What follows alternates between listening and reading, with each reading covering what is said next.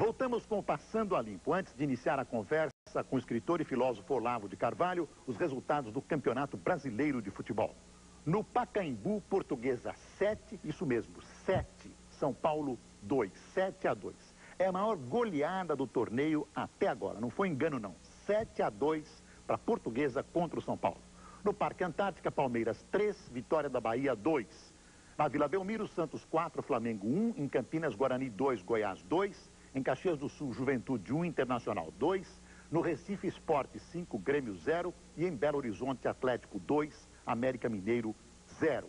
Você pode participar do Passando a Limpo por telefone, fax ou correio eletrônico. O telefone é 011-8261009, o fax é 011-8261320 e o e-mail é passandoalimpo@rederecord.com.br.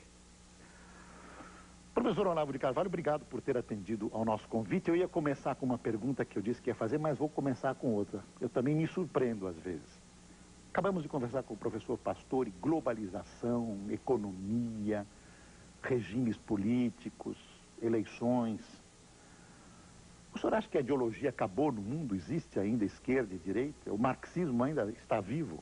Eu acho que ideologia não acabou, não. A história de, inclusive, dizer que o comunismo acabou, isso é um mito, né? Eu acho que ideologia é um componente central da história humana. Enquanto existir pessoas que queiram agir, enquanto existir poderes, tá certo, que querem determinar o curso da história humana, e enquanto eles discursarem, haverá ideologias, certamente. Né? E o senhor acha que o comunismo ainda existe na prática? Eu creio que sim, ainda é uma força atuante. A gente está vendo agora na Rússia que eles ainda têm um poder de pressão muito grande. E, além disso, existe o que nós podemos chamar de comunismo residual. Quer dizer, que são princípios e conceitos marxistas que continuam atuando de uma maneira quase que subconsciente na avaliação que nós fazemos das coisas. Por exemplo, a ideia de que a luta de classes conduz à história, de que o fator econômico é predominante. Hoje praticamente todo mundo pensa assim. Mesmo pessoas que não são marxistas e muito menos comunistas, ainda tem essa tendência, né? É isso que Então, o senhor acha que imaginar que a história tem uma grande influência do poder econômico, da vida econômica, é sempre marxismo?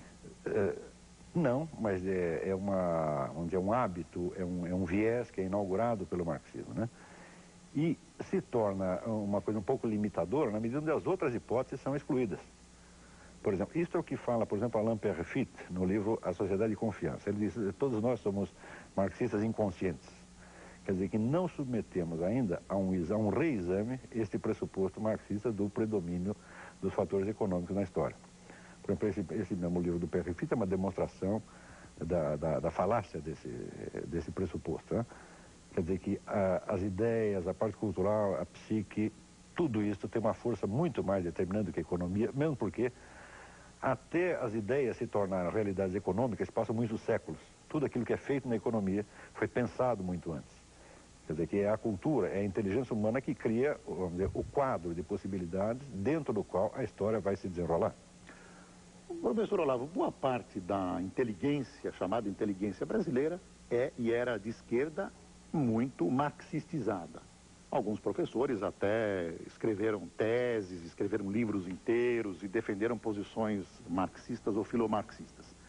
Repentinamente o Brasil, junto com a queda do Muro de Berlim, dá uma grande virada e muitos deles hoje estão no poder. Inclusive notórias pessoas que ocupam posições extremamente importantes na vida brasileira. O senhor acha que eles se converteram ao capitalismo?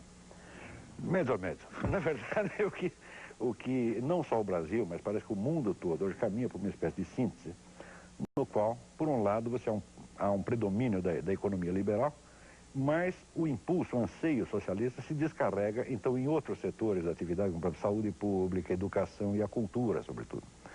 Então, nós estamos vendo essa mistura de economia capitalista com uma cultura socialista.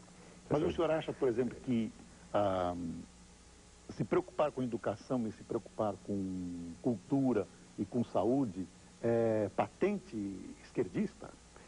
Não, mas acontece que desde o advento de um cidadão chamado Antônio Gramsci, a cultura se transformou no meio principal de acesso ao poder. Quer dizer, de acordo com a teoria de Gramsci, que teve uma influência muito grande na esquerda brasileira, toda a cultura é transformada num instrumento da política. E quando se fala de cultura, se inclui também a educação, as artes, a assistência psicológica, tudo isto Então, é englobado dentro de uma estratégia política geral. Então, não há mais autonomia cultural. Quer dizer, que a iniciativa da busca de conhecimento, da discussão de ideias, está todinha condicionada de maneira direta e muito brutal a um interesse político. Né? O senhor acha que ainda está no Brasil totalmente condicionado? Bastante. Eu não saberia avaliar, porque isso aí essas coisas a gente compreende uns anos depois que se passaram. A gente precisa ter um certo recuo para perceber o estado de coisas, né? Então, acho prematuro para falar isso no Brasil agora. Mas até uns 5 ou 6 anos atrás, a coisa estava... Eu acho que toda a nossa vida cultural estava politizada. O senhor acha que o presidente Fernando Henrique Cardoso pensa diferente do que ele pensava, por exemplo, nos anos 60? Substancialmente não. Quando ele diz que ele é um social-democrata, bem, é o que ele sempre foi. Quando diz que é um gramsciano, sempre foi. Mas eu não acho que ele mudou. Eu acho que apenas se rendeu a certa evidência, tá certo, do sucesso da economia capitalista. Isso aí ele não pretende mais vencê-la. Agora, quando se fala de social-democracia, existe o que eles chamam de socialismo democrático. O socialismo democrático tem um verniz de social-democracia, mas não desistiu, no fundo, de tomar o poder, inclusive pelo uso da força. Então, há os sociais-democratas sinceros, entre os quais eu incluo o presidente da República, e há os que se fazem de social-democratas, mas são o que eles mesmos chamam de socialistas democráticos, democratas socialistas.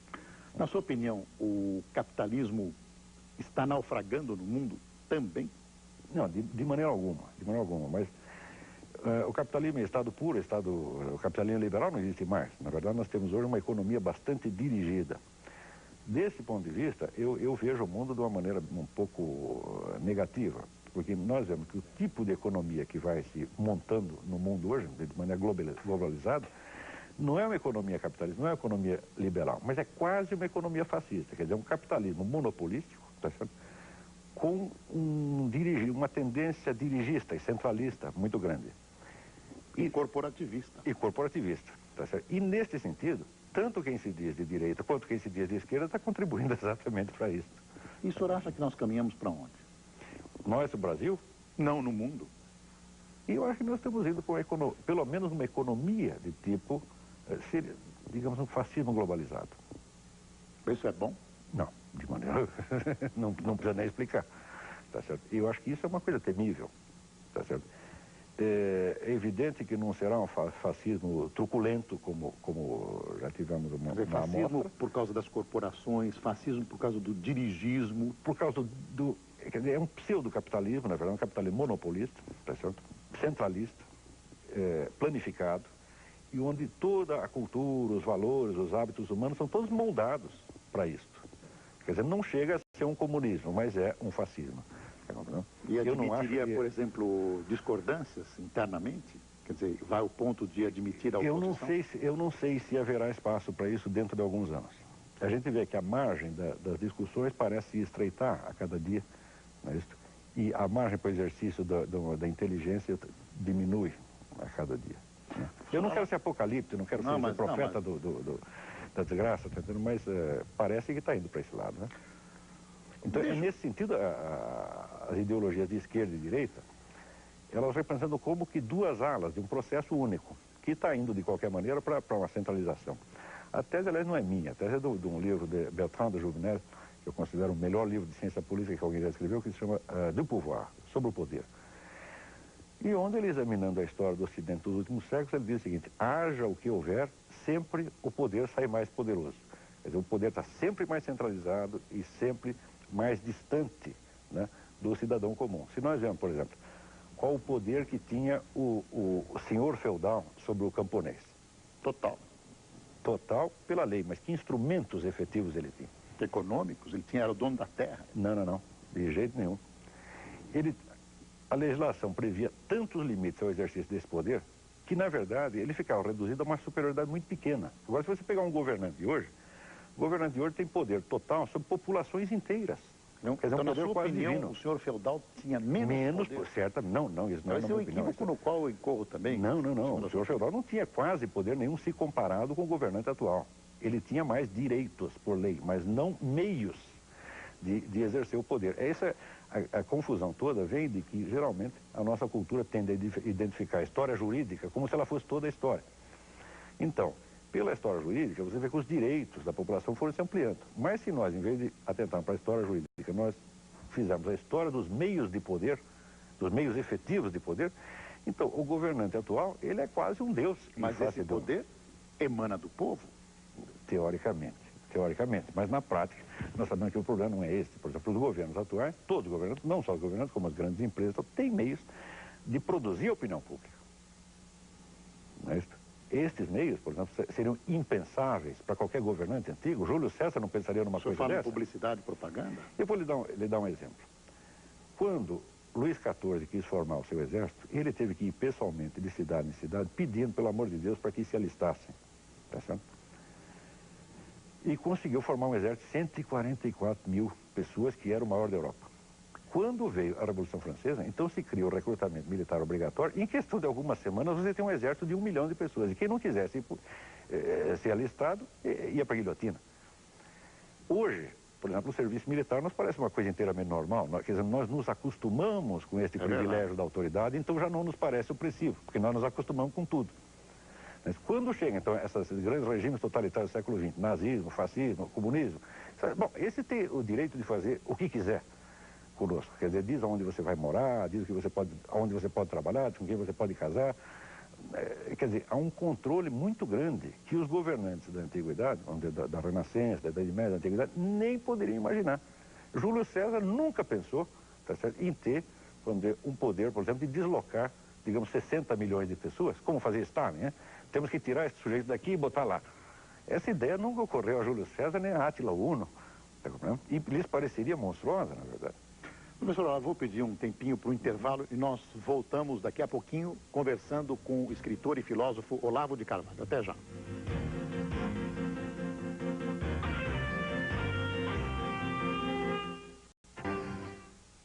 Você pode participar do Passando a Limpo por telefone, fax ou correio eletrônico. O telefone é 011-826-1009, o fax é 011-826-1320 e o e-mail é passandoalimpo@rederecord.com.br. Professor, o senhor se envolveu em algumas vastas discussões sobre minorias. Por exemplo, a semana passada, ou retrasada, o senhor teve uma briga epistolar na Folha de São Paulo com a expressão está tudo negro, está preto, negritude. Como é que é isso, professor? O que acontece? Bom, ali acontece o seguinte, que houve uma entrevista do ministro da Cultura, Francisco Verfort, dizendo que o uso de expressões como denegrir e a situação está preta tem um fundo racista. O que isso é uma bobagem fora do comum, porque essas expressões não têm relação nenhuma com a cor da pele de quem quer que seja, porém, são expressões diretas da impressão de claridade e trevas, luz e trevas, que são impressões idênticas em todos os seres humanos. Tanto assim é que na própria cultura iorubá, o simbolismo das cores branca e preta é a mesma coisa, né? E eu duvido muito que o Chico Buarque, no samba dele, meu caro amigo, ao dizer que a coisa aqui está preta, ele estivesse se referindo a algum cidadão de raça negra. Ele está se referindo a um simbolismo primário, que é o da escuridão do cárcere. Mas a expressão judiar é uma expressão preconceituosa, ou não? Não, não necessariamente. Porque designa-se o mal que se faz a alguém. Esse alguém pode ser o próprio judeu. Quer dizer, quando diz judeu, a expressão não diz que quem judia é o judeu? Quer dizer, não é? Ao contrário, é tratá-lo como certas pessoas tratavam a um judeu. Veja, isso faz parte da própria natureza da linguagem. Toda a ciência linguística do século XX... Porque não é essa a interpretação que se dá hoje no Brasil. A palavra judiar estão forçando para dizer que isso é uma maldade feita por judeu. Não, maldade feita por judeu, feita contra o judeu.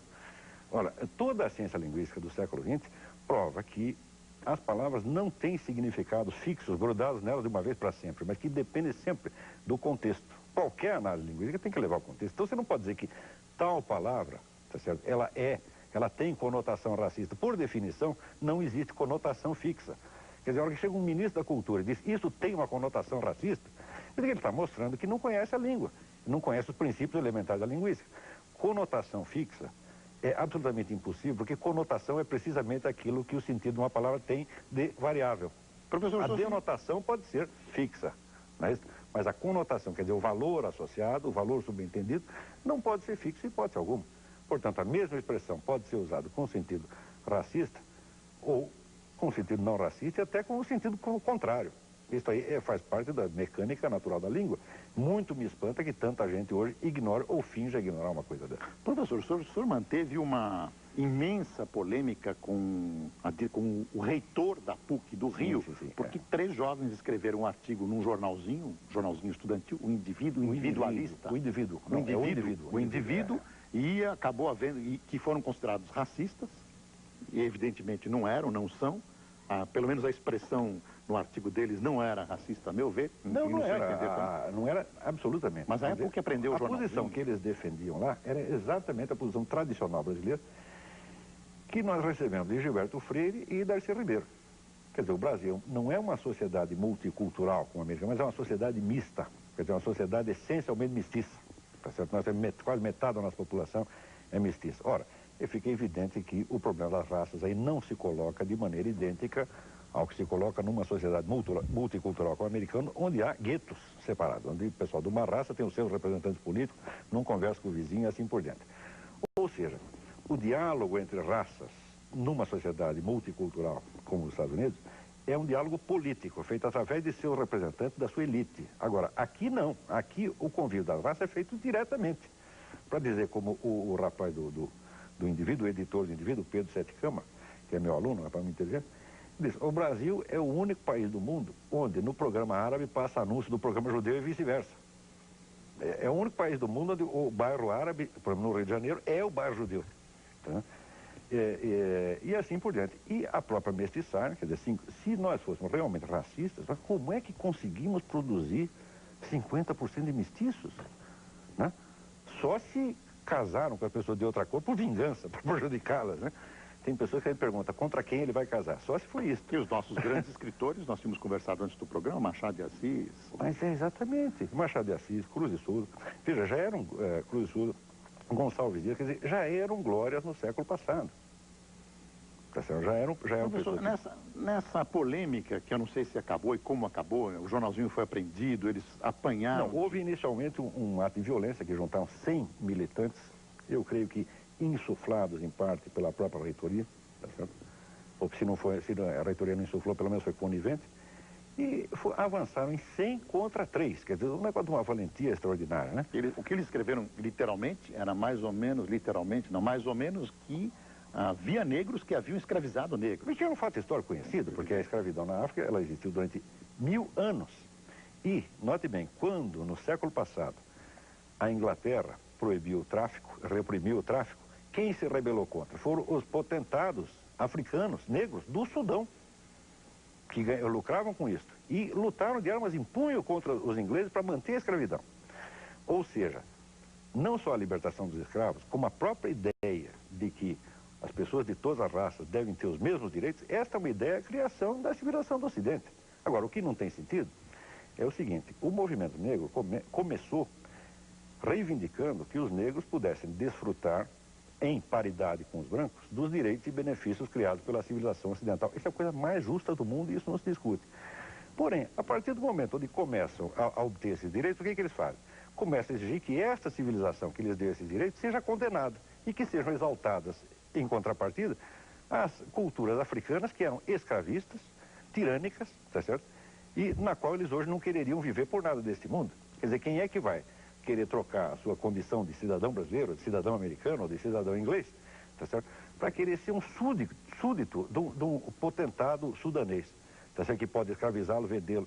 Quer dizer, não tem sentido. O senhor acha que o movimento negro no Brasil está copiando esse movimento negro americano? Não maciçamente ainda, mas já está. A gente já vê uma certa tendência nisso aí. Só que para os americanos ainda se entende esta demência pelo fato de você ser justamente uma sociedade multicultural, onde as pessoas já não se compreendem umas às outras. Mas nós que estamos aí na mestiçagem há 4 séculos, nós não temos o direito de ser tão burros assim. Nós não temos o direito de não nos compreender mutuamente desta maneira. Tá vendo? Professor Olavo, essa conversa leva a outro ponto. O senhor acha que a universidade é um lugar de exercício de ideias e de liberdade hoje no Brasil?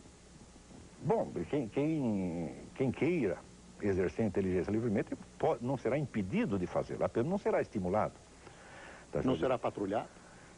Como esses jovens? Eu creio que sim, Eu posso falar muita coisa porque eu não sou um membro da profissão universitária, eu sou um jornalista, tá certo? Mas eu vejo amigos meus que são professores universitários eles se sentem muito vigiados e patrulhados. Entendeu? E a toda hora eu escuto a seguinte frase: ah, se eu dissesse essas coisas que você diz, eu já teria perdido meu emprego há muito tempo. Agora eu não posso perder meu emprego porque eu não o tenho. Mas Quem patrulha? os colegas... Mas por quê? Baseados no quê? Primeiro no corporativismo, tá certo? E na intocabilidade da elite acadêmica. É curioso porque é a elite acadêmica mais vagabunda, mais baixa do mundo e a mais pretensiosa. A brasileira? A brasileira, certamente, porque se você pegar, por exemplo, o anuário da Enciclopédia Britânica, todo ano sai a lista dos prêmios científicos dados no mundo inteiro, tá certo? Nunca vi um brasileiro nessa lista. Ou seja, a produção científica e intelectual dessa gente é absolutamente ridícula, não tem peso no mundo, quer dizer, não tem autoridade nenhuma para falar, não são nada.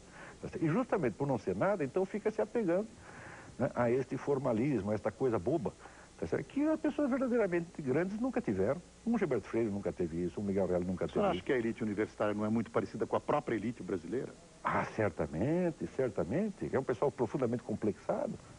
Né? Quer dizer, uma elite complexada que tem que se defender do intruso, como se fosse uma ameaça.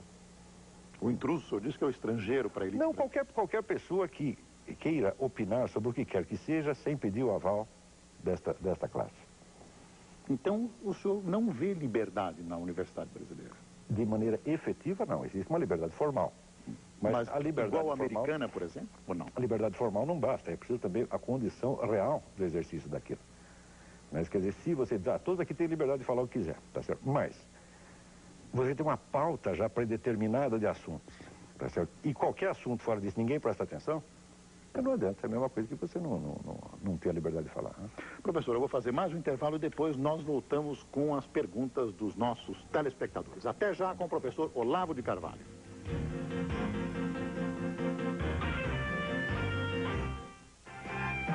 Passando a limpo, entrevistando o professor Olavo de Carvalho, que é escritor e filósofo. Professor, vou fazer as perguntas dos telespectadores para as quais eu peço respostas rápidas. Temos 15 minutos. Olivier Joles, de São Paulo, pergunta: se o papel dos governantes, se o poder dos governantes é tão grande hoje, como explicar o caso Bill Clinton, Mônica Lewinsky? Bom, em primeiro lugar, o poder não é de cada governante em particular, mas do establishment, do sistema, do qual Bill Clinton não é senão um pequeno funcionário. Em segundo lugar, casos semelhantes de governantes que foram desmoralizados e derrubados por causa de conduta sexual irregular, isso aconteceu durante toda a história, tá certo? Houve o famoso caso de Canossa, onde o Papa obrigou um governante, aí praticamente um rei, aí praticamente de joelhos, pedir perdão por uma conduta irregular. Isso aí não é uma novidade. Mas a novidade é apenas o trâmite, a coisa complexa, quer dizer, fica 2 anos discutindo o assunto, né, por causa da mídia.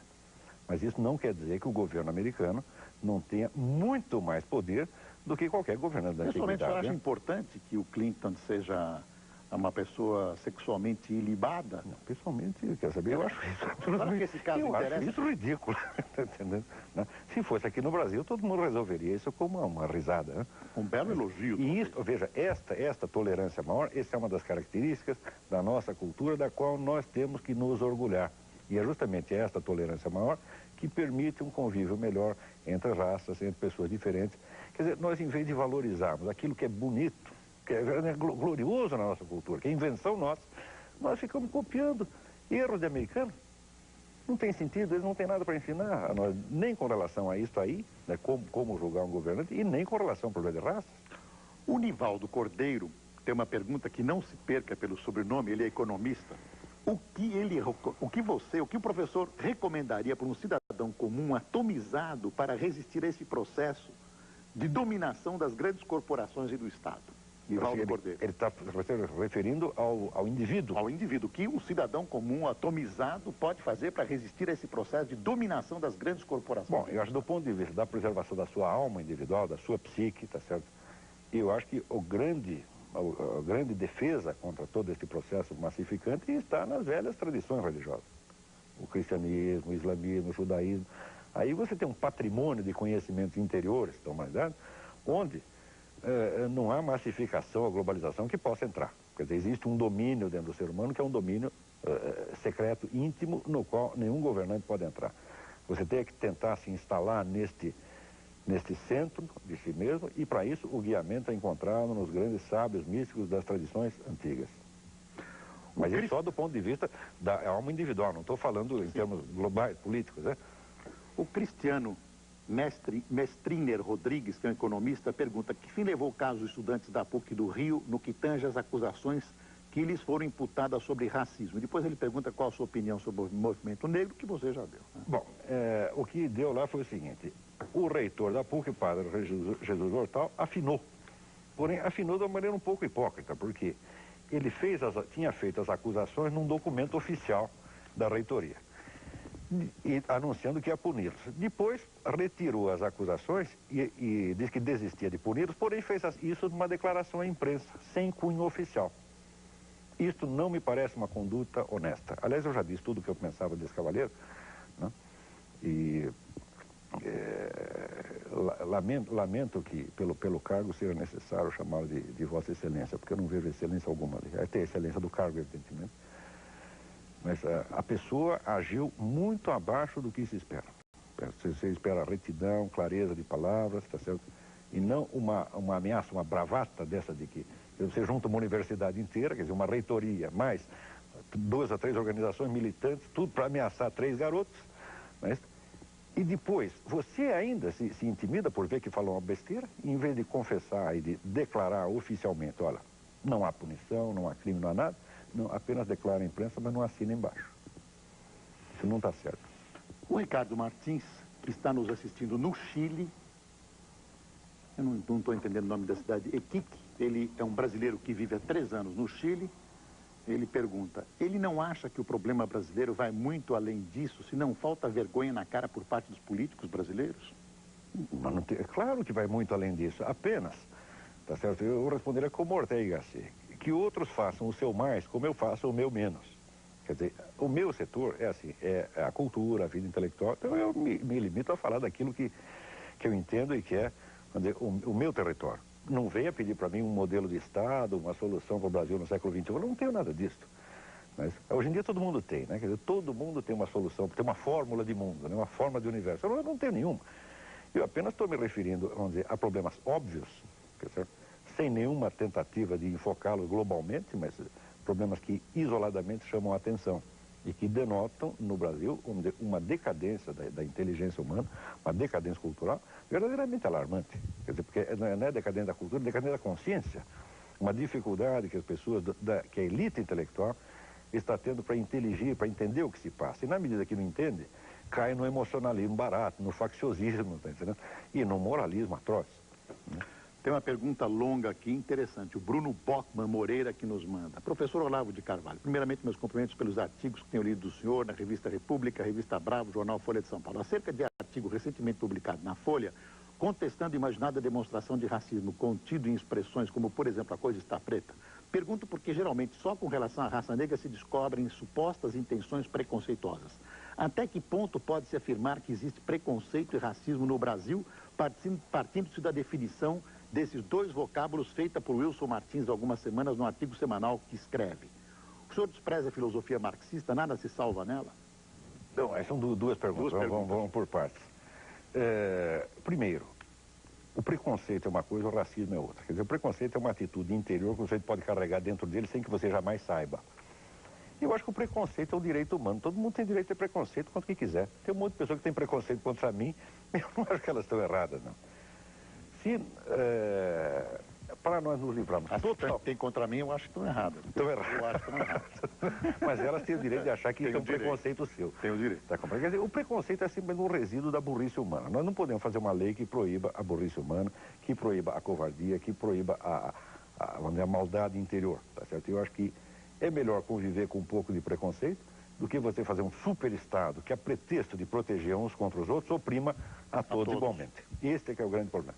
Quer dizer, eu não acredito no Estado-mamãe que vai proteger todos os garotinhos, vai amarrar a mão de todos eles. Isso não é bom. Em segundo lugar, o Brasil não precisa disso. O Brasil já mostrou a sua capacidade de ser uma sociedade mista, onde as pessoas convivem sem violência, sem maldade.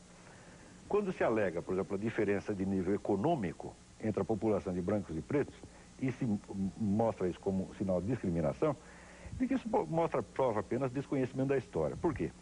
Entre a abolição dos escravos e o primeiro surto industrial, passaram-se 40 anos. E durante esses 40 anos, a população negra liberta foi se multiplicando. E não havia emprego para eles. Portanto, não foi que ninguém decidiu jogá-los fora, simplesmente não havia onde colocá-los. Isso nunca foi resultado de uma perseguição intencional. Porque se houvesse realmente ódio racial no Brasil, não haveria o nível de miscigenação que existe. O Mário Lopes, de São José dos Campos, São Paulo, pergunta: a psicanálise se tornou a principal ideologia da sociedade capitalista ocidental, sobretudo após o declínio do marxismo nos anos 60. Gostaria de saber como você enfoca o auge da ideologia psicanalítica, o que permitiria sua penetração na chamada inteligência e na mídia. Olha, essa questão da psicanálise aí precisaria de tempo para discutir. Eu nunca levei muito a sério a psicanálise pelo fato de privilegiar de tal maneira o inconsciente do indivíduo, que esse inconsciente parece ter uma individualidade própria. Se você diz que uma parcela sua é inconsciente, isso significa precisamente que ela não passou pela filtragem da sua consciência. Em que medida você pode dizer que isto é uma parte da sua personalidade? Ou, ao contrário, isto é um resíduo impessoal, coletivo que está dentro de você? Portanto, eu não acredito que exista realmente um inconsciente pessoal nesse sentido. Quer dizer, cada um tem o seu inconsciente e o carrega aonde vai. Quer dizer, o inconsciente é justamente aquilo que não está personalizado no indivíduo. Você não acredita em psicanálise, é isso que você está dizendo? Em alguma coisa, sim. Por exemplo, eu acho que o método da catarse verbal, isso existe. O que não funciona é, primeiro, a definição que Freud dá do id, ego, superego como um sistema, tá certo? No qual a consciência não tem o predomínio. Isso aí eu não acredito de maneira alguma. E segundo, na teoria do predomínio do impulso sexual, também não acredito de maneira alguma. A gente vê, na maior parte dos casos, eu seguiria mais um grande analista chamado Igor Caruso, quando ele diz, com mais frequência nós vemos as pessoas reprimirem a sua consciência moral do que seus desejos sexuais. Olavo, respeitável amigo Olavo, pergunta o Sérgio Rabelo de Vitória, Espírito Santo, poderia falar algumas palavras sobre a astrologia tradicional como ponte de transformação do intelecto egocentrado para uma cosmovisão e espiritualização do homem? Bom, em primeiro lugar, a gente precisa ver que quando se fala de astrologia tradicional, você está se referindo à astrologia como sistema simbólico, mas que é uma coisa que é universal e nada tem a ver com a prática astrológica divinatória que é corrente. O simbolismo astrológico está presente em toda parte e quem não o conheça não vai entender, por exemplo, a arquitetura gótica, a tapeçaria islâmica, não vai entender a Bíblia, não vai entender coisíssima nenhuma.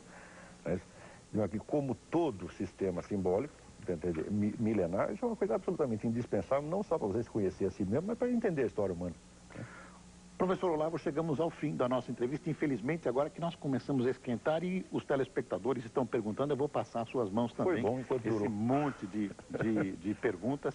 Espero tê-lo aqui em breve novamente. Se Deus Muito obrigado, quiser, professor. eu responderei. Muito obrigado. Boa noite e até domingo que vem com mais um Passando a Limpo.